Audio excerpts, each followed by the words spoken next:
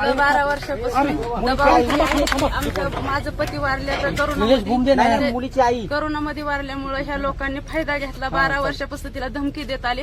त्या दबावाखाली ती आज आमच्याकडे पाहत सुद्धा नाही. ती दबावाखालीच आहे आणि ते त्यांच्याकडे जर मुलगी गेली तर आम्ही इथंच आत्महत्या करणार आहे. त्यांच्याकडे मुलगी गेलीच नाही पाहिजे ना. आम्हाला कुणाचं सहकार्य सुद्धा पोलिसांचं नाही, कुठल्या मंत्र्याचं नाही, कुणाचं सहकार्य नाही, काय नाही. त्याच्यामुळे आम्ही इथंच आत्महत्या करणार आहे.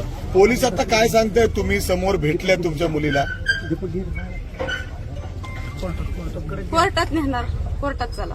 मुलीशी काय बोलणं झालं? काय नक्की म्हणते ती? काय झालं होतं? ती फक्त यायचं नाही म्हणते. कुठे यायचं नाही?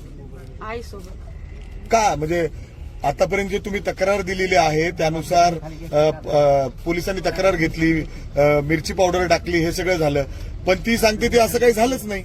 मिरची पावडर टाकली बी होती. माझ्याच डोळ्यात, माझ्या मुलाच्या डोळ्यात गेली. मिरची पावडर टाकून त्यांनी दांडकं काढून माझ्या उघडून इथं मांडीला मारून त्यांनी मुलगी उचलून टाटा एसी मध्ये फेकून लगेच पळवली गाडी.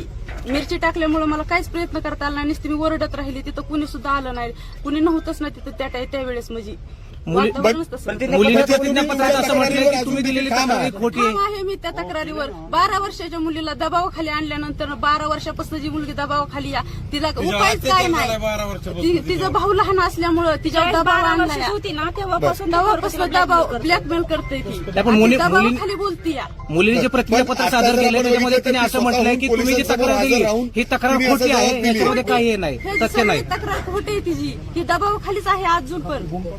बघ आता तुमची मागणी काय आहे? तुमची स्वतः मुलगी तुमची जर पोलिसांमध्ये येऊन असं म्हणत असेल की असं काही घडलेलं नाही, दबावाखाली आहे म्हणूनच बोलते या.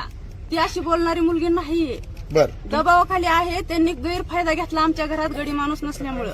कुणाचा दबाव आहे? कुणाचा दबाव? ते झहीर शेख यांच्या दबावाखाली बोलते ती. त्यांच्या सपोर्ट आहे ती. म्हणजे ती दुसऱ्यांचं चुलता ह्यांच्या सपोर्ट आहे त्यांचं. तुमची भूमिका काय मुलीशी काय बोलणं झालं? एवढ्या वर्ष आम्ही एकत्र राहतोय लहानपणापासून. तिने त्याच्यामध्ये अनेक गोष्टींची कबुली सुद्धा दिलेली आहे म्हणजे तुमच्या मुलीने.